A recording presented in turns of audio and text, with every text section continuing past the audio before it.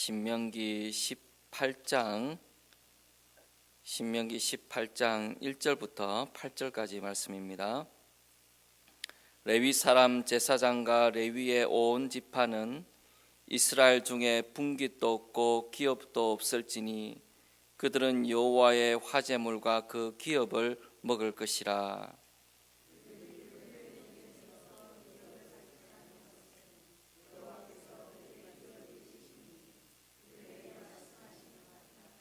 제사장이 백성에게서 받을 몫은 이러하니 곧 그 드리는 제물의 소나 양이나 그 앞다리와 두 볼과 위라 이것을 제사장에게 줄 것이요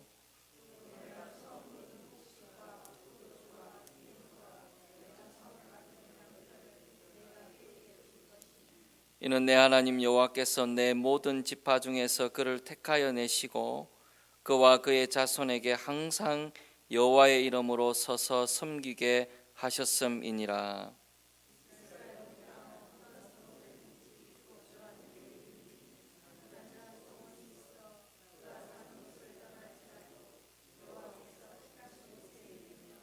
여호와 앞에 선 그의 모든 형제 레위인과 같이 그의 하나님 여호와의 이름으로 섬길 수 있나니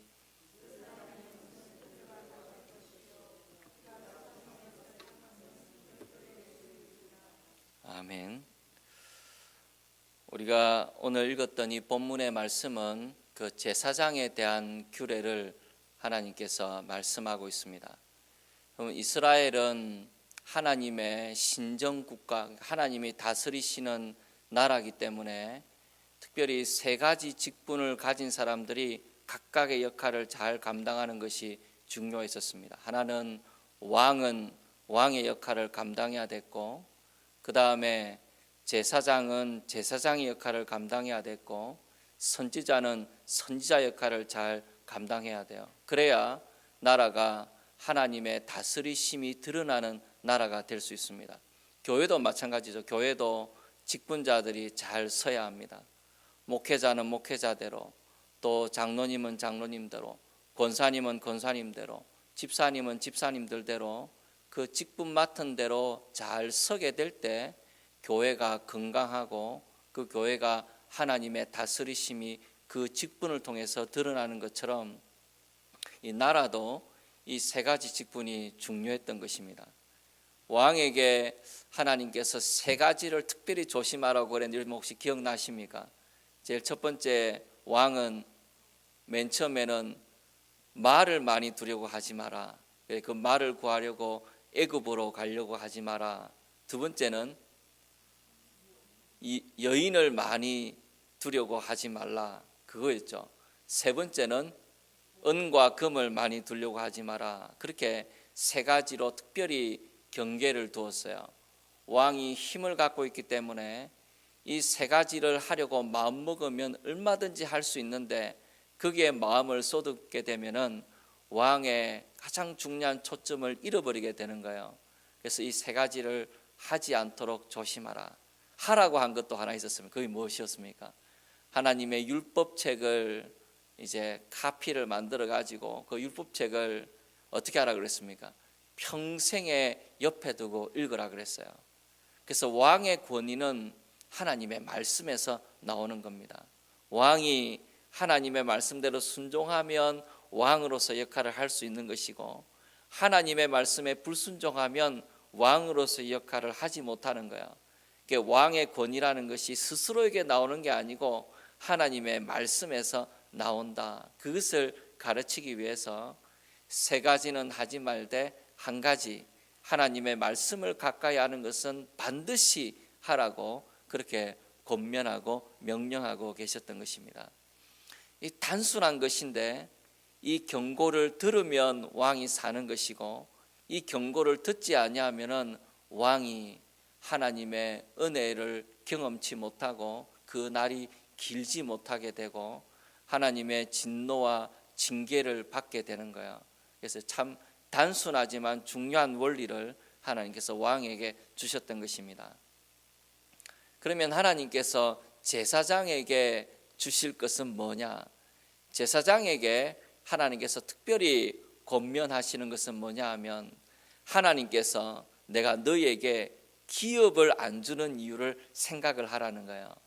여러분, 제사장에게는 하나님이 기업을 따로 주지 아니하셨어요. 이 기업이라는 것은 이스라엘 백성들이 가나안 땅에 들어가고 나면은 각 지파별로 땅을 분배받아 가지고 그 땅을 정복해서 그 땅이 자기의 기업이 되었거든요. 내가 땅을 가졌다고 하면 생각해 보십시오. 그 땅을 가지고 거기에 작물을 가꾸고 농사를 짓고 거기 집을 짓고 살아간다 생각하면 여러분 그게 얼마나 좋겠습니까? 광야 생활하다가 가나안 땅에 들어가서 그 기름진 땅에서 하나님이 주시는 비를 통해서 곡물을 재배하고 그렇게 살아가게 될 때 그 기업이 주는 기쁨이 얼마나 컸겠어요.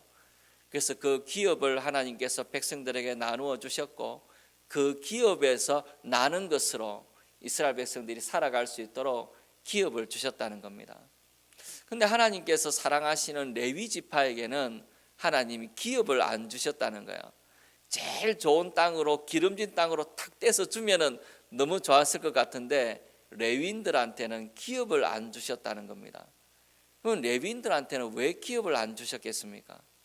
저는 어제 저녁에 곰곰하게 이 이유를 생각을 해보니까 주석에 나오는 이야기는 아니에요. 제 생각입니다. 그러니까 100% 이거는 맞다고는 할 수는 없어요.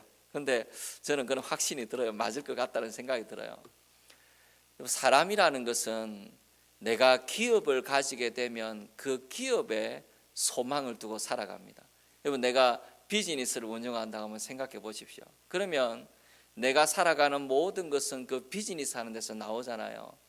그러니까 우리가 가장 많은 시간을 보내는 것도 그 비즈니스고 거기서 나는 것으로 살아가는 것이기 때문에 항상 그 비즈니스를 생각하면서 살아가지 않습니까? 그러니까 그 비즈니스가 내 소망이 되고 그것을 사실은 의지하면서 살아가게 되는 거예요. 사람은 연약한 존재이기 때문에 늘 기업을 생각하면서 살아갈 수밖에 없다는 생각이 듭니다. 근데 하나님께서 왜 레위인들에게는 기업을 주지 아니하셨습니까? 하나님이 내 기업이 되시기 때문입니다. 그래서 레위인들은 기업에 관심을 두면 안 되고 하나님께 관심을 두고 살아야 돼요. 왜냐하면 레위인들과 제사장들은 타락할 수 있는 여지가 굉장히 많았기 때문입니다. 여러분, 제사장이 나쁜 마음을 먹으면은 사실은 백성들이 제사를 드리게 될 때 제사 드리러 오는 백성들보다 그 재물에 관심을 가질 수가 있어요. 사실 예를 나쁘게 생각을 하면은 이스라엘 백성들이 죄를 많이 지을수록 제사장은 얻는 것이 더 많아집니다. 속죄제를 많이 드릴수록 제사장은 더욱더 많은 것을 자기가 얻게 돼요. 그래서 사실은 백성이 속죄제를 드리러 나오게 됐을 때에 저 사람이 어떻게 속죄제를 드리게 되었는가, 그걸 가슴 아프게 생각해야지. 그 속죄제를 통해서 얻게 될 스테이크를 생각하고 그 고기를 생각하고 그러게 되면 이 제밥에 더 관심을 가지게 되면은 그 레위인들과 제사장들은 사실 영적인 타락이 순식간에 일어나게 됩니다.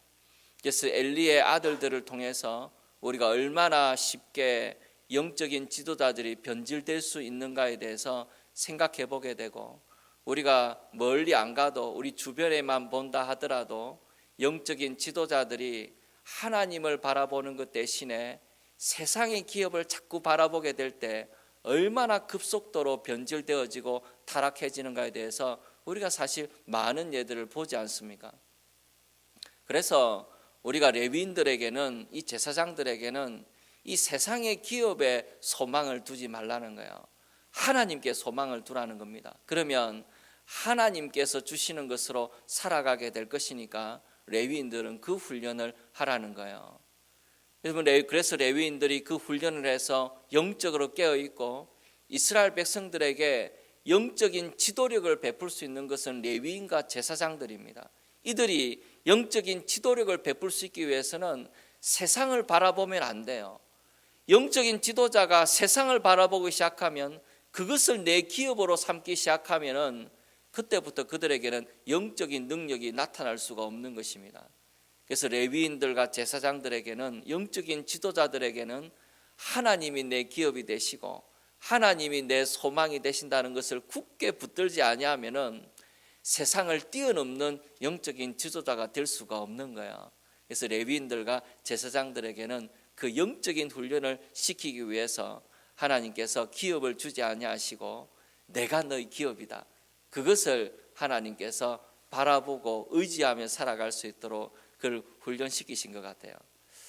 그래서 우리가 레위인과 제사장들이라는 것은, 여러분, 레위인과 제사장들은 오늘날로 말하면 우리가 왕 같은 제사장들이지 않습니까? 우리 부름받은 그리스도인들이 왕 같은 제사장들이기 때문에 우리 그리스도인들이 훈련해야 되는 것은 세상에서 내가 가지고 있는 것이 내 기업이 아니에요. 그이가 내 소망이 될 것이 아니라는 겁니다.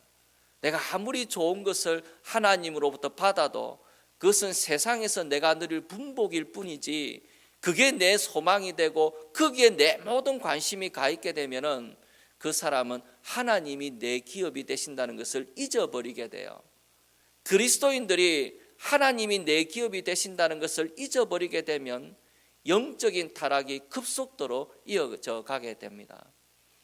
그래서 하나님의 백성들에게 너희는 먼저 그의 나라와 그의 의를 먼저 구하라고 하셨잖아요. 그러면 이 모든 것을 너에게 더하실 것이라고 약속하는 이유가 뭐냐 하면, 우리가 세상이 내 기업이 되지 않도록, 내가 소유한 것이 내 소망이 되지 않도록 우리가 하나님을, 그 너머에 있는 하나님을 바라보는 훈련을 끊임없이 하라라는 거예요. 이것이 얼마나 중요한 우리의 시선이고 우리의 눈길인지 모릅니다. 우리의 눈이 세상에 머무르게 되면, 거기에 소망을 두기 시작하면 우리가 영적인 능력을 잊어버리게 돼요. 그래서 우리가 그 빌립보서에서도 봤지만은 우리의 시민권은 어디에 있다 그랬습니까? 미국도 아니고 다른 나라도 아니고 우리의 시민권은 하늘나라에 있다 그랬잖아요. 거기가 우리의 소망이기 때문에. 그래서 여러분, 우리가 내가 가지고 있는 것으로 마음 뿌듯해하지 말고, 그거 있는 것 때문에 내가 이렇게 좋은 걸 가지고 있네, 그 때문에 뿌듯해하지 말고, 누구 때문에? 예수님 때문에. 예수님을 바라보고 마음을 뿌듯하게 생각하고, 그게 내 즐거움이 되고 그게 내 소망이 되고, 하나님께서 내게 주신 분복을 잠깐 누릴 뿐이지 우리의 영원한 소망과 기업은 하나님께 있다라는 것을 늘 고백하며 살아가고, 그런 훈련을 해야 됩니다. 그래서 세상이 내 소망이 되지 않도록 여러분, 얼마나 우리가 기도하고 깨어 있어야 되는지 몰라요. 그래서 하나님께서 제사장들에게 그것을 부탁하고 권면하셨던 겁니다. 그래서 제사장과 레위인들은 그것을 하나님을 내 기업이라 생각하면서 살아가고, 그리고 백성들에게는 제사장과 레위인을 저버리지 말라 그랬어요. 11조를 가지고 오라는 것입니다. 그래서 제사장과 레위인들이 그것 때문에 살아갈 수 있도록 하지 않으면 제사장과 레위인이 흩어지게 되지 않습니까? 제사장과 레위인이 흩어지게 되면 이스라엘 백성들은 영적인 도움을 받을 수가 없어요. 죄를 지어도 용서받을 수 있는 길이 없어지게 되는 겁니다. 그러니까 그 레위인과 제사장이 흩어지지 않도록 그들을 11조를 가지고 와서 살아갈 수 있도록 하고, 레위인과 제사장을 저버리지 말라, 그렇게 의무사항으로 하나님이 주셨다는 거예요. 그러면 제사장과 레위인이 결코 궁핍하게 살지 않았습니다. 이스라엘 백성들이 12지파가 10분의 1씩 가지고 오면 어떻게 됩니까? 10분의 1 곱하기 12니까 1.2가 돼요. 다른 지파들보다 더 많습니다. 다른 지파들은 10분의 1을 내니까 0.9밖에 없는데, 여러분 그렇지 않아요? 레위인들은 10분의 1을 드리고 나면 그래도 1.1 가까이가 남아 있잖아요. 그리고 제사장도 10분의 1을 받아서 생활하게 되고, 그러니까 결코 궁핍하게 살아가지는 아니했다는 거예요. 그래서 하나님께서 살아갈 수 있는 길을 주셨고, 레위인을 돌볼 수 있는, 저버리지 말라는 의무사항을 주시고, 레위인과 제사장이 하나님을 늘 내 기업으로 생각하며 소망을 삼고 살아갈 수 있도록 그렇게 레위인과 제사장에게 명령하셨던 거예요. 그리고 이 제사장에게 주시는 명령이 또 있습니다. 한번 보십시오. 12장 어디를 보시냐면 18장 5절을 한번 보십시오. 18장 5절을 보시면, 이는 내 하나님 여호와께서 내 모든 지파 중에서 그를 택하여 내시고 그와 그의 자손에게 항상 여호와의 이름으로, 그다음 뭐라고 되어 있습니까? 서서 섬기게 하셨음이니라 그랬어요. 여러분, 제 레위인과 제사장들은 서서 섬기게 하셨다 그랬습니다. 여러분, 성전에는 의자가 없어요. 여러분, 성막에 들어가서 또 성전에 들어가서 성소와 지성소를 들어가면은 거기에 앉아서 쉴 수 있는 의자가 없습니다. 그래서 레위인과 제사장은 서서 섬기게 하셨어요. 여러분, 이것의 의미는 뭐냐 하면 레위인과 제사장은 하나님께 특권을 가지고 있는 그런 지파들이에요. 레위인 중에서 제사장이 나오니까 레위 지파는 정말 하나님께 특권을 가진 지파인데, 그 특권이라는 것은 서서 섬기게 하기 위한 특권이라는 거야. 그러면 교회에서 우리가 가지고 있는 모든 특권은 섬기기 위한 특권입니다. 다스리기 위한 특권이 아니고 섬기기 위한 특권이라는 거예요. 그러니까 하나님께서 내게 맡기신 일을 통해서 섬길 수 있도록 섬기는 특권을 주시는 것이지, 우리가 가지고 있는 특권은 다스리고 군림하고 자기의 힘과 능력을 행사하는 그런 특권이 아니라는 거야. 그래서 우리가 교회에서 특권을 가졌다고 생각하고 되면 그런 굉장히 무서운 결과를 낳게 됩니다. 섬기는 특권이라는 거, 섬기도록 불러주시는 특권을 받았다고 우리가 꼭 기억하고 있어야지, 우리가 그것에 대해서 군림하고 누리고 다스리고 힘을 행사하는 그런 특권이 되지 않도록 주의하라는 거예요. 그래서 제사장과 레위인이 너무나 영적인 그 포지션이 중요한 위치예요. 율법을 가르치고 하나님의 성전에서 섬기고 때로는 각 거울에서 재판관으로 섬기는 이 일들이 너무나 중요했기 때문에 이들이 잘못된 특권 의식을 가지지 않기 위해서 서서 섬기게 하셨다. 서서 하나님 앞에 섬기게 하셨다는 그 부분을 우리가 기억하고 하나님 앞에서 늘 섬기는 특권이라는 것을 꼭 기억해야 됩니다. 그리고 18장 6절부터 8절을 보십시오. 성경에 이런 구절도 있나 싶은 구절이 여기에 있어요. 한번 보십시오. 6절부터 8절을 보시면 이스라엘 온 땅 어떤 성읍에든지 거주하는 레위인이 간절한 소원이 있어 그가 사는 곳을 떠날지라도 여호와께서 택하신 곳에 이르면, 간절한 소원이 있어서 하나님께서 택하신 곳 예루살렘에 이르게 되면 7절에 여호와 앞에 선 그의 모든 형제 레위인과 같이 그의 하나님 여호와의 이름으로 섬길 수 있나니, 8절에 그 사람의 몫은 그들과 같을 것이요 그가 조상의 것을 판 것은 별도의 소유이니라. 저 시골에서 레위인이 살다가 마음에 소원이 있어서 예루살렘으로 올라왔다라는 거야.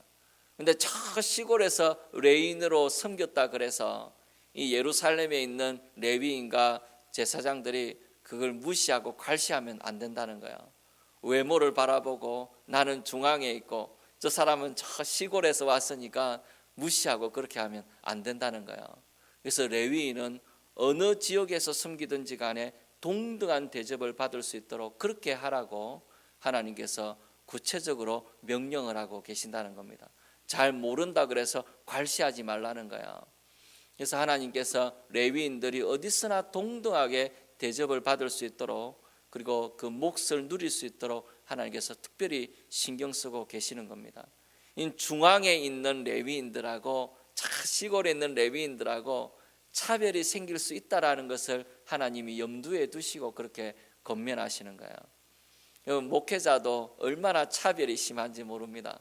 어떻게 차별이 심합니까? 큰 교회 목사님하고 작은 교회 목사님하고 차별이 얼마나 심한지 몰라요. 그래서 회의 같은 데서 발언하게 되면은 참 목회자도 얼마나 세속적인지 그리 보면은 그래서 많이 느끼게 돼요. 큰 교회 목사님이 발언하는 거하고 또 작은 교회 목사님이 발언하는 거하고 그게 무게가 틀려요. 그러니까 그 알지 못하는 차별이 있지 않습니까? 또 도시에 있는 목회자는 성도 숫자도 많고 재정이 넉넉하고 저 시골에 있는 목회자는 참 성도 수도 얼마 안 되고 그리고 재정도 열악하지 않습니까? 그러면 시골에 있는 목회자는 항상 도시에 있는 목회자한테 재정 지원을 요청해야 되고 또 도시에 있는 지도자는 그걸 재정을 지원해 주는 셈이지 않습니까? 그러니까 그게 평등하기가 참 어려운 거예요. 그런데 내가 성소 중앙에 있다 그래서 큰 교회 목회자라 그래서 내가 서울에 있다 그래서 지방에 있는 사람 우습게 보지 말고 또 작은 교회 목회자라고 우습게 여기지 말고 모든 사람이 동등하게 그 모든 것에 대해서 또 하나님 앞에 누릴 것은 누릴 수 있도록 그렇게 하라라는 거야. 그래서 우리 사실은 도시에 있는 목회자와 저 시골에 살아가고 있는 목회자 사이의 그 생활 수준의 격차는 사실은 굉장히 커요. 이걸 어떻게 극복할 수 있을까? 여러 가지 대안들이 나오고 있는데 사실은 쉽지가 않은 부분이 있는 것 같아요. 그래서 사실은 그 부분은 여기 말씀에 비추어 보면 무슨 목회자가 레위는 아니지만 그 평등의 원리를 생각해 보면은 사실 잘못하고 있는 부분이 분명히 있는 거예요. 그래서 작은 시골에 있는 목회자라 그래도 절대로 우습게 여기지 말고 평등하게 그들을 대해주라고 하나님께서 특별히 명령하고 계십니다. 우리의 그 완악함과 죄인된 속성을 너무 잘 아시니까 하나님께서 그렇게 명령하고 계시는 거예요. 그 다음에 여러분 그 선지자에 대한 규례를 한번 같이 보게 될 텐데 먼저 9절부터 14절까지를 같이 한번 읽어보면 좋겠습니다. 9절부터 14절까지를 한번 읽어보게 되면 우리 한 번씩 교독하면서 읽어보겠습니다. 내 하나님 여호와께서 내게 주시는 땅에 들어가거든 너는 그 민족들의 가증한 행위를 본받지 말 것이니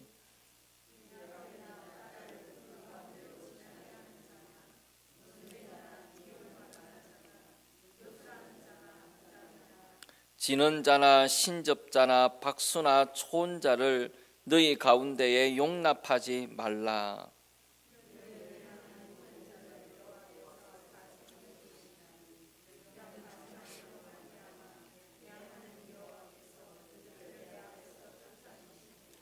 너는 내 하나님 여호와 앞에서 완전하라.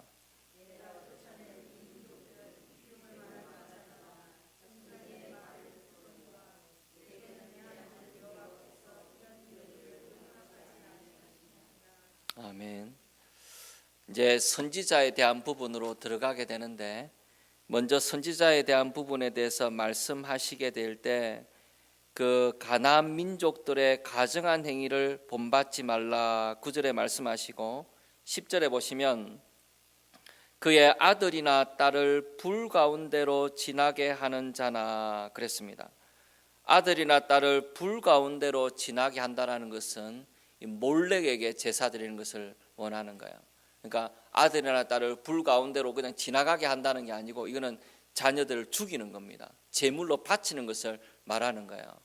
몰렉이라는 신에게 자기의 자녀를 제물로 바치는 그런 끔찍한 종교가 가나안 종교에 있었다는 것입니다.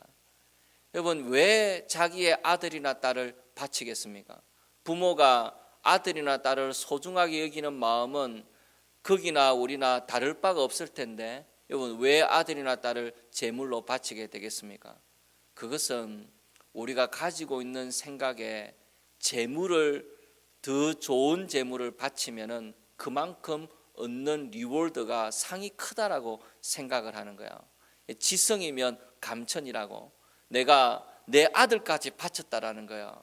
그렇기 때문에 신이 나에게 그 반대로 큰 복을 줄 것이라고 도와줄 것이라고 의지하면서 자기 아들이나 딸을 바치는 것입니다. 여러분 우리의 마음에 남아있는 그런 생각이기도 한 거예요. 내가 하나님께 뼈를 깎는 고생을 하고 그렇게 많은 것을 바치면은 하나님이 나에게 더 좋은 것으로 주실 것이다. 그렇게 생각하면서 주님을 섬긴다면 그거는 주님을 올바로 섬기는 것이 아닌 거예요. 그는 투자를 하고 있는 것이지 주님을 섬기는 것이 아닌 거야. 그래서 행복한 시작 때 말씀드린 것처럼 우리의 섬김의 동기는 언제나 감사해야 합니다. 뭘 얻기 위해서가 아니고 하나님께 감사해서 섬기는 거예요. 그것이 우리의 동기여야 한다는 거예요. 그래서 가나안 민족들의 그 풍습을 본받지 말라. 그 몰렉에게 자기의 자녀를 바치는 그 나쁜 풍습을 본받지 말라는 거예요. 하나님을 몰렉과 같은 것으로 생각하지 말라는 것입니다. 그 다음에 하나님께서 말씀하시는 것은 10절을 보시면 점쟁이나 길흉을 말하는 자나 요술하는 자나 무당이나 그 다음에 지는 자나 신접자나 박수나 초혼자를 너희 가운데에 용납하지 말라. 여기서 금하고 있는 것은 미래를 알기 위하여서 점을 치고 또 기륭을 말하는 사람들을 이제 신뢰하면서 그들에게 찾아가지 말라라는 거예요. 그 특별히 죽은 자의 영혼을 불러내어서 그 죽은 자의 영혼을 통해서 미래를 알게 하고 죽은 자의 영혼을 통해서 특별한 계시를 받는 그와 같은 일들을 절대로 하지 말라라는 것입니다. 그래서 하나님께서 이것에 대해서 얼마나 강하게 말씀하셨냐면은 18장 12절을 보시면 그 마지막에 보시면 내 하나님 여호와께서 그런 가증한 일 때문에 그들을 내 앞에서 쫓아내시느니라. 그것 때문에 가나안 백성들이 쫓겨난다라는 거예요. 그만큼 가나안 민족들은 미래에 대해서 알기를 원해서 기륭을 말하는 사람, 또 죽은 사람의 영혼을 불러내는 사람, 이런 사람들에 대해서 그와 같은 풍습을 행하는 것이 너무나 많이 있었다라는 거예요.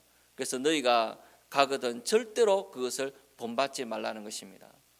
여러분, 사람의 마음에는 미래에 대해서 알고 싶어하는 마음이 있어요. 예를 들면 내가 이 비즈니스를 사야 되겠나 안 사야 되겠나, 내가 여기서 해야 되겠나 저기서 해야 되겠나, 미래에 대해서 어느 것이 더 좋은 것인지에 대해서 알고 싶어하는 마음이 사람에게 늘 있는 거예요. 그래서 한국에 가면은 얼마나 점치는 집이 많은지 몰라요. 그렇게 많은 점치는 집이 생기고 그게 운영이 되는 이유는 사람은 미래에 대해서 알고 싶어하는 마음이 있기 때문입니다. 그래서 무당을 찾아가고 용한 쪽집게 같은 사람을 찾아가가지고 막 이리 흔들다가 딱 내려오면은 계시를 받아가지고 딱 맞추면은 그렇게 신기해가지고 다음부터는 무슨 일만 생기면 그리 가는 일들을 계속하곤 하는 거예요. 그런데 우리가 하나님께서 이 일을 금하시는 이유가 뭐냐 하면, 여러분, 미래라는 것은 하나님께 속해 있는 거예요. 그 박수나 무당이나 기륭을 말하는 자나 죽은 자의 영혼이 우리에게 뭘 해줄 수 있는 게 아니고 우리의 미래는 하나님께 속해 있다라는 것입니다. 그러니까 절대로 미래에 대해서 궁금해하면서 점을 치거나 그런 일을 하지 말라는 거예요. 우리 중에 혹시 새해가 들면은 토정 비결 같은 거 보는 분들이 있으면은 절대로 앞으로는 하지 마십시오. 그거 나는 목사님, 나는 진지하게 하는 게 아니고 심심풀이로 하는 겁니다. 심심풀이라도 하지 말라는 거예요. 하나님께서 이것을 굉장히 싫어하신다는 겁니다. 미래를 그 점치는 것을 의지하는 마음이 0.0001%도 있는 거잖아요, 거기에는. 그래서 절대로 그것을 의지하지 말고 온전히 하나님만 의지하라는 거예요. 여러분, 우리의 미래에 대해서 여러분 알고 계십니까? 우리가 10년 후에 어떻게 될지는 알지 못하지만 우리는 우리의 미래에 대해서 분명하게 알고 있는 것이 있습니다. 그건 뭡니까? 우리는 죽습니다. 모든 사람은 다 죽어요. 그리고 죽게 되었을 때 우리는 예수 그리스도의 그 복된 이름 때문에 어떻게 됩니까? 하나님 나라로 인도함을 받게 되지 않습니까? 그래서 영원한 하나님의 나라에서 우리가 살게 될 거예요. 그게 우리의 마지막입니다. 그러니까 이것에 대해서는 하나님께서 우리에게 알려주셨으니까 분명하게 알고 있다라는 거예요. 그럼 목사님, 우리가 살아가는 삶의 과정 가운데 일어나는 미래에 대한 건 어떻게 해야 됩니까? 거기에 대해서 하나님께서 우리에게 뭐라 말씀하셨습니까? 항상 기뻐하고 쉬지 말고 기도하고 범사에 감사하라고 하지 않았습니까? 그거면 족하다는 생각이 들어요. 그래서 우리가 미래에 대해서 알기 위해서 기륭을 말하는 사람, 박수나 무당이나 그런 사람들에 대해서 찾아갈 필요가 없다는 생각이 들어요. 그리고 요즘에는 또 직통 계시나 예언 같은 이야기도 사실은 많이 해요. 그러면 성경에 예언이 있지 않습니까? 앞일에 대해서 미리 예언하는 것도 있었어요. 아가보가 천하에 흉년될 것이라고 예언한 것이 있지 않습니까? 그런데 성경에서 말하는 예언이라는 것은 쪽지게 같은 예언이 아니에요. 내 뱃속에 든 애가 아들이나 딸인가를 알아맞추는 그런 예언이 아니라는 겁니다. 성경의 예언이라는 것은 네가 이렇게 살아가면 하나님께 심판과 진노를 당할 것이다. 회개하고 돌이키는 것이 하나님의 뜻이다. 그게 성경의 예언의 중요한 흐름이지 않습니까? 미래가 어떻게 될 것이도 보여주시죠. 아수르나 바빌론에 의해서 끌려가게 될 것이고 포로로 끌려가게 될 것이라고. 그러니까 초점은 하나님의 말씀을 따라 행하지 않고 회개하지 아니하면 그렇게 된다라는 것이 되시지, 우리의 미래를 알아맞추는 쪽지게 같은 예언이 성경에 나오는 것이 아니라는 거예요. 그런데 우리가 미래에 대해서 알고 싶어하는 나머지 그런 쪽지게 같은 말들을 얼마나 듣기를 원하는지 모릅니다. 그래서 예언의 은사를 가졌다는 사람을 찾아가기도 하고 이런저런 예언을 하는 사람들을 찾아가서 의지하기도 하고, 그래서 한국에는 선지자 학교 같은 것도 하기도 하고 예언자 학교도 하기도 하고 그렇게 하는 거예요. 그런데 여러분, 우리가 믿고 있는 바가 뭐냐 하면 하나님의 계시의 충분성이에요. 하나님의 말씀으로 충분하다는 겁니다. 우리가 몰라서 그렇지 하나님의 말씀이 우리에게 충분하게 이미 주어져 있어요. 우리가 안 읽어서 그렇지, 하나님의 말씀의 뜻을 몰라서 그렇지 하나님의 계시가 우리에게 충분하게 주어져 있는 거예요. 그래서 여러분, 말씀을 읽고 생활하다 보면은 미래에 대해서 물어보러 갈 필요가 없는 거예요. 그러면 미래에 대해서 자꾸 물어보러 가면 그거는 무당 찾아가는 거하고 뭐가 틀립니까? 물론 무당하고 그 예언하는 사람하고 근원이 틀릴지 모르겠지만은 시간이 날 때마다 무당을 찾아가듯이 예언자를 찾아가게 되면 결국은 하나님을 바라보고 살아가는 게 아니고 자꾸 그 사람을 찾아가게 되는 거예요. 그래서 여러분, 여러분 주위에 내가 예언하는 은사가 있다, 내한테 와서 물어봐라, 그렇게 말하는 사람이 있으면 여러분 그거 가면 안 돼요. 진짜로 예언하는 사람이 그렇게 말할 리가 없다는 생각이 들어요. 왜냐하면 예언하는 사람은 그 사람을 하나님께로 인도해야 되지 않습니까? 근데 자기가 무슨 특별한 것을 가지고 있는 것처럼 자기한테 자꾸 오라고 그러면 하나님한테 가야 될 사람은 왜 자꾸 자기한테 오라고 하라는 거야? 그래서 그것에 대해서 귀를 기울이고 갈 필요가 없어요. 그리고 여러분, 말씀을 묵상하고 한번 살아보십시오. 그렇게 하면 하나님께서 내가 범죄하는 것이 있으면 말씀을 통해서 가르쳐 주시고, 내가 어떻게 살아가야 될 것인지 하나님께서 지혜를 주시고, 또 혹 우리가 잘못 결정할 때도 있고 잘못 살아갈 때도 있지만 항상 기뻐하고 범사에 감사하고 그렇게 기도하면은, 그러면 하나님 앞에 살아가는 삶으로 충분하다는 생각이 들어요. 미래를 알 필요가 없는 거예요. 그래서 우리가 이 하나님의 말씀의 충분성이라는 것을 꼭 마음에 믿고, 여러분 뭐 예언하고 은사를 갖고 있는 사람들, 그런 사람들 너무 찾아갈 필요가 없어요. 그런 사람을 의지할 필요가 없어요. 그런 사람 찾아가는 시간에 말씀 한 절 더 읽고 묵상하는 것이 더 우리에게 유익할 때가 많습니다. 그래서 하나님께서 이미 우리에게 말씀을 주셨기 때문에, 말씀이 충분하게 주어져 있기 때문에 그런 것을 찾아가고 의지할 필요가 전혀 없다라는 거예요. 그래서 이 미래는 우리가 모르는 겁니다. 하나님께 속해 있는 거예요. 그렇지만 하나님께서 우리를 인도하신다는 거 여러분 믿지 않습니까? 하나님께서 우리를 인도하시고 우리를 도우시고 우리와 함께 하실 것이고, 그렇게 하는데 여러분 뭐가 걱정입니까? 하나님께서 얼마든지 우리를 인도하실 수 있는데 왜 그런 사람들을 찾아가서 만나서 이야기를 하고 기도를 받고 뭐 때문에 그렇게 하는지를 모르겠어요. 그래서 하나님의 말씀에 충분성 있다는 걸 기억하고 늘 하나님 앞에서 살아가는 우리 모두가 되었으면 좋겠습니다. 그래서 선지자에 대해서 하나님이 그것을 경계하셨어요. 왜냐하면 거짓 선지자들이 많이 일어나기 때문에.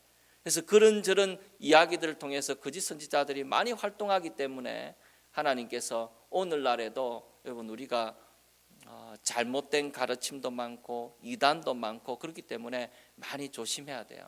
그래서 여러분 성경 공부도 아무 데나 가면 안 됩니다. 유튜브에서 듣는 것도 아무거나 들으면 안 돼요. 이게 다 틀리다는 거예요.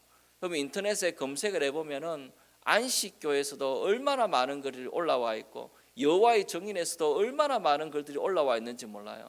네, 그런 것들을 분별하고 해야 되기 때문에 아무 성경 공부나 가지 말고, 그리고 다시 말씀드리지만 우리만 진짜다 이런 데는 절대로 가면 안 돼요. 거기만 가짜예요. 그러니까 내만 진짜다, 우리만 대단하고, 그런 게 어디 있습니까 세상에. 기독교 역사가 2000년인데 내만 발견한 진리가 어디 있어요.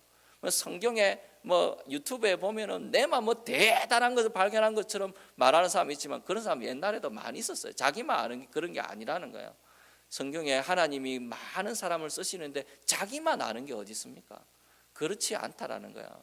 그래서 우리가 하나님 앞에서 늘 바르게 신앙생활을 할 수 있도록 그런 여러 가지 영적인 것을 무시하는 게 아니고, 하나님이 말씀을 통해서 우리에게 충분히 이야기하실 수 있고, 그렇게 하나님의 뜻을 볼 수 있다는 것을 믿고 말씀 중심으로 살아가는 것이 바른 신앙생활인 줄 압니다.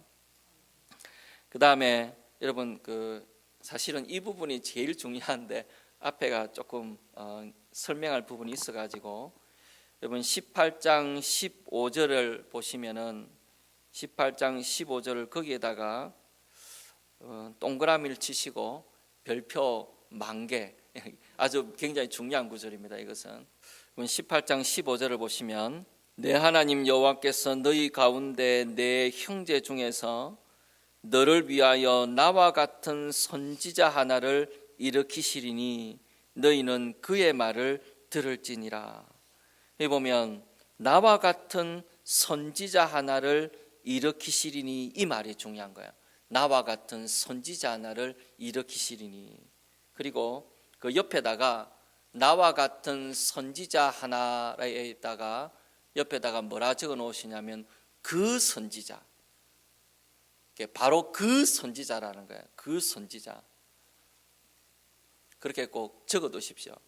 왜냐하면 이것이 모세가 나와 같은 선지자 하나를 일으키겠다라고 말씀하신 그 말씀이 나중에 성취가 됩니다. 누구로부터 성취되게 됩니까? 예수님. 교회에서는 물어보면 90%는 예수님이라고 답하면 맞지 않습니까?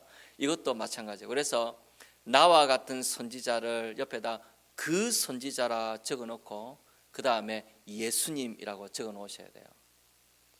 그리고 여러분 18장 15절을 보시는데, 왜 하나님께서 나와 같은 선지자를 일으키시는가, 그 이유를 설명을 하고 계세요. 16절을 한번 보십시오. 이것이 곧 내가 총회의 날에 호렙산에서 내 하나님 여호와께 구한 것이라. 곧 내가 말하기를 내가 다시는 내 하나님 여호와의 음성을 듣지 않게 하시고 다시는 이 큰 불을 보지 않게 하소서. 두렵건대 내가 죽을까 하나이다 하매. 그렇게 말씀하고 있습니다. 이 모세의 역할이 이러했다라고 이야기를 하고 있고, 그것이 나중에 이제 그 선지자 예수님에게서 성취되어졌다라는 거야. 여러분, 우리가 어디를 한번 보시냐면 여러분 사도행전 3장을 한번 보십시오. 사도행전 3장 23절 22절 23절입니다. 사도행전 3장 22절 23절. 그게 뭐라고 되어 있냐면, 그럼 찾으셨습니까? 다 같이 읽어보겠습니다. 시작. 모세가 말하되 주 하나님이 너희를 위하여 너희 형제 가운데서 나 같은 선지자 하나를 세울 것이니 너희가 무엇이든지 그의 모든 말을 들을 것이라. 누구든지 그 선지자의 말을 듣지 아니하는 자는 백성 중에서 멸망받으리라 하였고 그랬습니다. 이 베드로가 이 말을 하고 있는데, 나와 같은 선지자 하나를 세울 것이다 라고 말하고 있는데, 지금 이 문맥은 뭐냐면 예수님에 대해서 이야기하면서 베드로가 이 예언이 예수님에게서 성취되었다라는 것을 지금 이야기를 하고 있는 거예요. 그래서 이 사도행전 3장 22절 23절에서 신명기 18장 15절에 나왔던 나와 같은 선지자가 예수 그리스도로 말미암아 성취되어졌다는 것을 지금 여기에서 베드로가 분명하게 이야기하고 밝히고 있다는 것입니다. 그러니까 이 예언이 예수 그리스도에게 성취되어졌다라는 거예요. 그러면 모세가 나와 같은 선지자라고 말했는데 모세가 그림자였다면 예수님이 성취인데 도대체 모세와 예수님이 어떤 연결점이 있는가? 모세와 이 예수 그리스도가 어떤 부분에서 그 연결점이 있는지를 한번 생각을 잠시 해보면 좋겠어요. 여러분, 모세는 나중에 이스라엘 백성들이 왕국을 이루게 되는 그 기초가 되는 율법을, 왕국의 기초가 되는 그 율법을 하나님께서 모세를 통하여서 그 기초를 세우게 하셨어요. 마찬가지로 예수 그리스도로 말미암아서 하나님의 나라가 이 땅에 임하지 않습니까? 물론 그 하나님의 나라는 천지 창조부터 계획이 있었지만은 타락하고 난 다음에 예수 그리스도로 말미암아서 하나님의 나라가 이 땅에 임하게 된단 말입니다. 그래서 처음에 모세를 통하여서 왕국의 기초가 세워지게 되는 것처럼 하나님의 나라 역시도 이 예수 그리스도를 통하여서 그 기초가 세워지게 되고 예수님을 통해서 하나님의 나라가 임하게 된다는 거예요. 이것이 굉장히 중요한 유사점이기도 한 거예요. 그 다음에 또 무엇이냐면 모세는 이스라엘 백성들을 애굽에서 종살이하던 이스라엘 백성들을 구해내는 일을 합니다. 여러분, 예수 그리스도는 어떻게 합니까? 죄로부터 눌려서 죄의 권세 아래 살아가고 있는 우리를 구원해내는 것을 이 예수 그리스도를 통해서 이루어지게 된단 말입니다. 그러니까 모세가 했던 일하고 예수님이 했던 일하고 그게 굉장히 큰 유사점이 있다는 거예요. 특별히 선지자의 사역으로 넘어가 보게 되었을 때에 여러분, 모세가 이 출애굽을 시키게 되었을 때 10가지 재앙을 일으켰지 않습니까? 10가지 재앙을 통하여서 애굽을 치시고 그리고 광야 생활할 때 그 40년 동안에 이스라엘 백성들에게 만나를 내리고 그리고 바위에서 물이 나오게 하고 그 다음에 먹을 것을 만나를 통해서 공급하면서 그 40년 광야 생활을 인도했지 않습니까? 얼마나 많은 기적이 모세를 통해서 일어났는지 몰라요. 그리고 나중에 홍해를 갈라지는 그런 기적도 모세를 통해서 일어났지 않습니까? 그래서 나와 같은 선지자라고 말했을 때는 모세가 일으켰던 이와 같은 놀라운 기적들을 다시 일으킬 수 있는 그런 선지자를 말하는 거예요. 여러분, 예수님께서 이 땅에 오셨을 때 일으키셨던 그 기적이 이런 모세보다 더 큰 기적으로 예수님께서 이루시고 성취하셨다는 것입니다. 여러분, 그래서 우리가 성경을 보시면 어디를 보시냐면 여러분, 요한복음 예를 하나만 들면은 요한복음 6장을 한번 보세요. 요한복음 6장.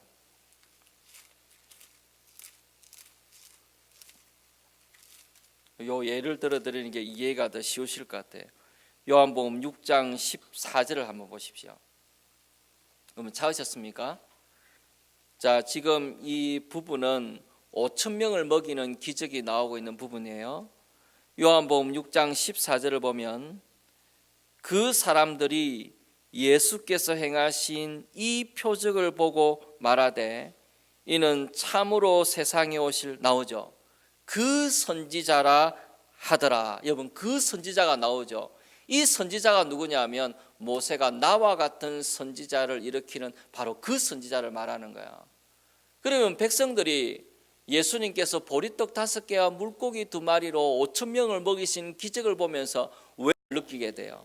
그 유혹을 느끼면 순간에 그 사람은 파워를 따라서 그때부터 행동하게 됩니다. 그러면 결국은 무슨 결과가 일어나게 되냐면은 그 사람은 하나님과 멀어지게 돼 있어요. 능력의 근원이 되시고 복의 근원이 되시는 하나님과 멀어지게 될 거기 때문에 하나님께서 나라를 지키실 것이기 때문에 병마가 나라를 지키는 게 아니고 하나님이 나라를 지키실 것이기 때문에 하나님을 의지하고 그래서 병마를 많이 두지 말라. 하나님께서 그것을 왕에게 당부하시는 거야. 이 병마를 다른 말로 그러면 파워라고 볼 수 있는 겁니다. 여러분 성경 옆에다가 파워라고, 병마 옆에다가 파워 그렇게 한번 적어놔 보십시오. 그 다음에 두 번째로 하나님께서 왕에게 부탁하시고 권면하시는 내용이 나오냐면 17절에 보면 그에게 아내를 많이 두어 그의 마음이 미혹되게 하지 말 것이며 라고 말하고 있어요. 두 번째는 아내를 많이 두지 말라 그렇게 말씀하고 계십니다. 이것은 여인을 탐하지 말라 그런 것과 같은 거예요. 이 여인을 탐하고 그 음란한 마음을 충족하기 위해서 많은 여인들을 옆에 두고자 하는 유혹에서 벗어나라라는 겁니다. 여러분 이것이 왜 중요하냐면은 여러분 이런 말이 있지 않습니까? 세상을 지배하는 것은 남자인데 그 남자를 지배하는 것은 누구라고요? 여자라고. 그런 말이 있지 않습니까? 그게 틀린 말이 아닌 것 같아요. 그래서 사실은 요즘에 여자들의 권세가 점점점 커지는 것도 어쩌면 그 말이 사실이라는 것을 더더욱 드러내 보일지도 모릅니다. 그래서 하나님께서 이걸 쓰신 것도 있어요. 가정에 여자가 엄마가 복음화 되면 조금 있으면 어떻게 됩니까? 자녀들이 전부 다 교회를 출석하고 맨 마지막으로 남아있던 남편까지도 결국은 다 교회로 가게 되잖아요. 그래서 하나님께서 교회에 많은 여자들을 부르신 것도 이런 사명을 감당하기 위해서 부르셨는지도 몰라요. 그래서 여자들이 그만큼 남자들에게 영향력이 있다는 겁니다. 그래서 남자들이 똑바로 서기 위해서는 아내들이 얼마나 중요한지 몰라요. 아내들이 바로 서지 않으면 남자가 똑바로 서기가 무척 어려운 거예요. 그래서 부부는 대부분 같은 마음을 가지게 됩니다. 그리고 같은 마음을 가지게 되는데 그 여자들이 아주 중요한 역할을 하게 돼요. 왜냐하면은 여자에게 미혹되기 쉽다는 겁니다. 삼손도 결국은 들릴라에게 미혹을 당했지 않습니까? 솔로몬도 말년에 하나님을 떠나게 된 이유가 무엇입니까? 여인들 때문에 미혹이 되어서 떠나게 되었다는 거예요. 나라를 잘 다스리는 사람도 여인을 잘못 가까이 하게 되면 어떻게 됩니까? 그 여인의 말대로 나라를 움직이다 결국 나라가 망하게 되는 데까지 이르게 되지 않습니까? 그래서 미혹을 당하기 때문에 아내를 많이 두지 말라 그렇게 말하는 겁니다. 근데 여기에는 이런 이유도 있어요. 단순히 여인을 탐하는 것만 있는 게 아닙니다. 그 당시는 다른 나라와 이제 평화 조약을 맺을 때에 주로 결혼 관계를 통해서 평화 조약을 맺을 때가 많았어요. 다른 나라와 평화를 맺자 그러면 그 증거로 결혼을 하는 겁니다. 그렇게 해서 솔로몬 같은 경우에는 아내가 많았던 이유는 단순히 여자를 탐했다라기보다는 그 주변의 나라들과 평화를 맺기 위해서 그 여인들을 자기 아내로 삼아서 평화를 지키기 위해서 그렇게 했다라는 거예요. 그런데 결국은 어떻게 됐습니까? 그 여인들이 들어올 때 몸만 들어온 게 아니라는 거예요. 그 강력한 여인들이 들어올 때 뭘 가지고 들어옵니까? 자기의 종교를 가지고 들어오는 거예요. 그래서 자기의 종교를 가지고 들어오게 되었을 때 이 솔로몬이 한 번, 두 번을 안 돼 그렇게 할 수 있잖아요. 근데 여자가 옆에서 계속 이야기하면 그걸 끝까지 이길 수 있는 남자는 많지 않아요.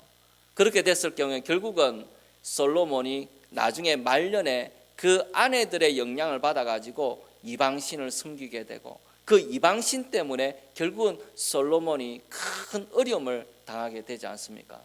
그러니까 우리가 하나님께서 아내를 많이 두지 말라라고 말하는 것은 그 아내에게 미혹받기 때문입니다. 아내의 영향력이 굉장한 거예요. 여인의 영향력이 굉장한 것입니다. 그래서 하나님께서 내게 아내로 주신 사람이 하나님께서 내게 더할 나위 없는 선물일 수도 있지만은 어떤 경우에는 내게 미혹거리가 될 수도 있다라는 거예요. 그래서 왕은 여인을 얼마든지 자기가 원하는 여인을 자기에게로 오게 할 수 있는 권력을 갖고 있지 않습니까? 그리고 고대 사회는 그것이 별로 흠이 되지도 않았던 시대를 살아가고 있었다는 거예요. 그런 시대이기 때문에 이 만약에 왕이 여인에게 마음이 끌려서 자꾸 여인들을 자기 옆에 두게 되면 그 여인들은 홀로 오는 게 아니고 자기가 믿는 신앙을 가지고 갖고 오는 거예요. 그 사람이 갖고 있는 생각과 성품을 다 가지고 왕 옆에 와 있는 겁니다. 그리고 그것이 얼마나 강력하게 왕에게 영향을 미치는지 몰라요. 아마 이 땅에 살아가는 어느 누구보다도 가장 가까이에 있는 아내들이 가장 큰 영향을 미칠 것입니다. 그러니까 그 아내들에게 미혹을 받지 않도록 여인을 많이 아내로 삼지 말라는 거예요.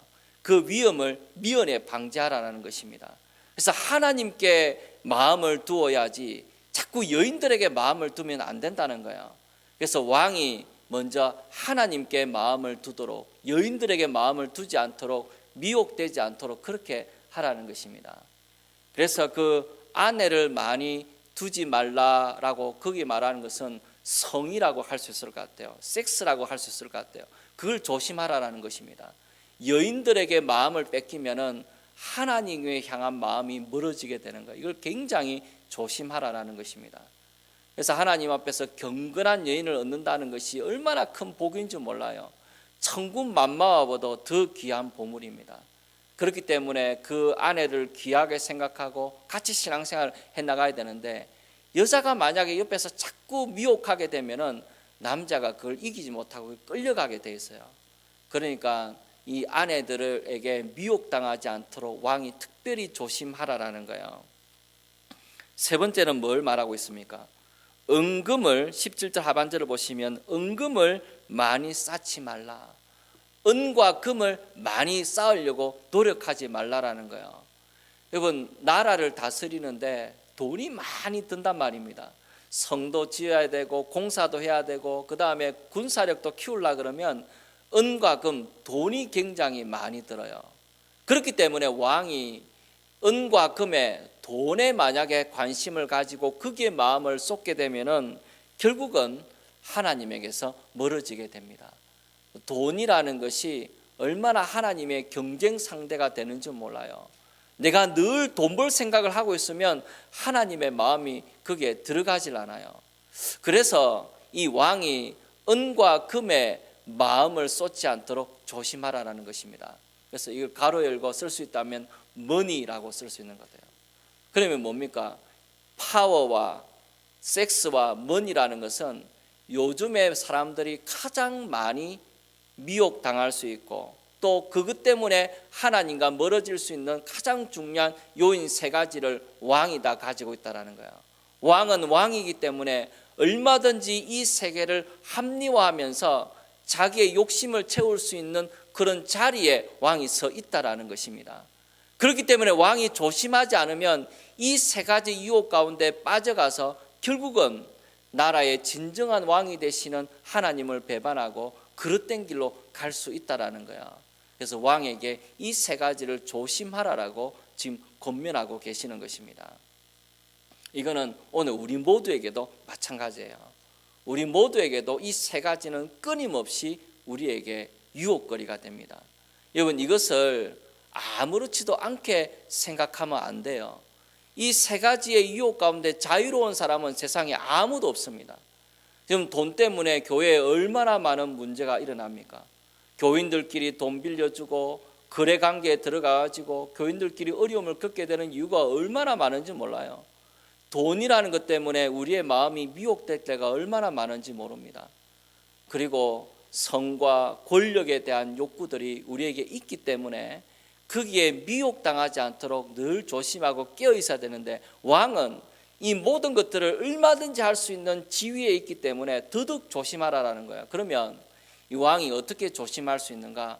하나님께서 그 해결책을 말씀해 주고 계십니다. 여러분 18절을 한번 보십시오. 8절을 보시면 그가 왕위에 오르거든 이 율법서의 등사본을 레위 사람 제사장 앞에서 책에 기록하여, 그 다음에 19절에 어떻게 말하고 있습니까?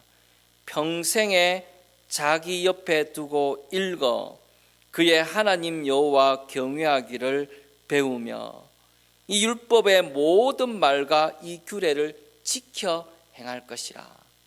이것을, 이 유혹을 이길 수 있는 방법이 뭐냐 하면은 왕이 이 율법서를 자기 앞에다가 복사해서, 그러니까 그 당시는 일일이 다 필사를 했으니까 필사를 해가지고 그걸 딱 복사본을 두고 어떻게 하라는 겁니까?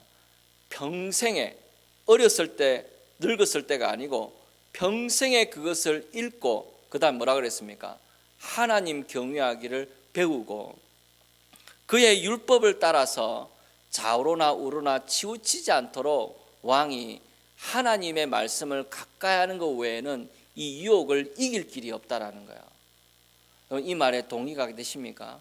우리가 하나님의 말씀이 우리에게 은혜가 되고 그 은혜가 우리의 마음에 충만할 때는 이 세 가지가 그렇게 유혹이 되지를 않아요. 유혹이 돼도 금방 이겨낼 수가 있어요. 그런데 하나님의 말씀에서 내가 멀어지기 시작하면은 이 세 가지 유혹이 우리 인생에 기어코 올무가 됩니다. 올무가 돼요. 그래서 하나님께서 왕에게 이 세 가지를 조심하라고 할 때는 이 중에 하나라도 어기게 되면 왕은 그 일로 인해서 큰 올무에 빠지게 되고 그 올무로 인해서 그 왕위가 길지 못하게 될 수 있다라는 거야. 그래서 하나님께서 왕이 그것을 이길 수 있는 길은 이 율법책을 가까이 등사해서 두고 매일 하나님의 말씀을 가까이 하고 읽어가지고 하나님을 경외하고 하나님의 율법이 어떤지를 마음에 배워서 하나님 앞에 살아가는 것을 훈련해야 한다는 것입니다. 그래서 말씀이 그렇게 중요한 거예요. 목사님 말씀 읽어도 맨날 잠만 오고 무슨 말인지 모르겠는데 그래도 읽어야 됩니까? 그래도 읽어야 됩니다. 그래 해도 내가 졸아도 말씀 앞에서 자야 되겠다. 졸더라도 내가 연속극 보다가는 안 자고 말씀 보다 자리라. 그렇게 마음을 묵고 늘 말씀을 가까이 하고 그렇게 살아가노라 보면은 이 유혹을 이길 수 있는 능력이 말씀을 통해서 우리에게 주어지게 된다는 거야. 이것을 소홀히 생각하면 안 돼요. 아이고 목사님 당연한 이야기를 하고 파워를 탐내면 안 되고 돈을 탐내면 안 되고 그리고 여인을 탐내면 안 되고 그거 당연한 거 아닙니까? 라고 말할지 몰라요. 그런데 우리가 마음에 늘 한결같지 않아요. 우리의 마음은 연약해질 때가 있다라는 거예요. 그럴 때 우리의 마음에 틈이 생기게 되었을 때 이 세 가지 유혹 중에 하나는 우리 인생 가운데 반드시 찾아옵니다. 찾아와요. 그렇기 때문에 하나님의 대신에 재물을 의지하고 싶은 마음, 돈을 많이 벌어놔야 되겠다고 생각하는 마음이 어느 순간에 찾아오고 어느 순간에 외로움을 견디다 못해서 만나지 말아야 될 사람을 만나게 되는 상황이 우리에게 일어날 수 있다라는 거예요. 평소 때 같으면 안 그런데 갑자기 그런 일이 생겨가지고 불륜에 빠지기도 하고 평생 쌓아온 것을 허물어뜨릴 수 있다라는 거예요. 그런 일이 우리에게 일어날 수 있다는 겁니다. 그리고 평소에는 그렇지 않았는데 파워에 대한 탐심이, 권력에 대한 탐심이, 내가 중심이 되고 싶은 탐심이 어느 순간에 교회 일을 할 때나 세상 일을 할 때 내 마음에 찾아올 수 있다라는 거예요. 그래서 하나님의 말씀을 통해서 늘 우리의 마음을 지키지 아니하면은 파수꾼을 세워두지 아니하면은 이 유혹과 올무에서 벗어날 수 있는 사람이 많지 않아요. 그래서 우리가 이게 대해서 정말로 조심하고 왕도 조심해야 되겠지만 우리 모두에게도 하나님의 말씀이 더더욱 필요합니다. 그래서 말씀의 원리를 따라서 우리가 하나님이 재판관에게는 공의를 행하게 하시고 왕에게는 이 세 가지를 특별히 조심하라 그랬어요. 이것은 이 두 가지 명령을 합치면 하나님께서 우리에게 주시는 말씀입니다. 그래서 하나님의 말씀을 따라서 언제나 순종하고 말씀을 가까이 하는, 가을이 됐는데 말씀을 가까이 하는 사람이 될 수 있도록 그렇게 기도해 주시고, 그래서 말씀 나눔 모임에 많이 참여하세요. 그게 하나님 앞에 참 좋은 은혜의 방편입니다. 그런 귀한 은혜들이 우리의 삶에 있기를 원합니다. 우리 같이 한번 기도드리겠습니다.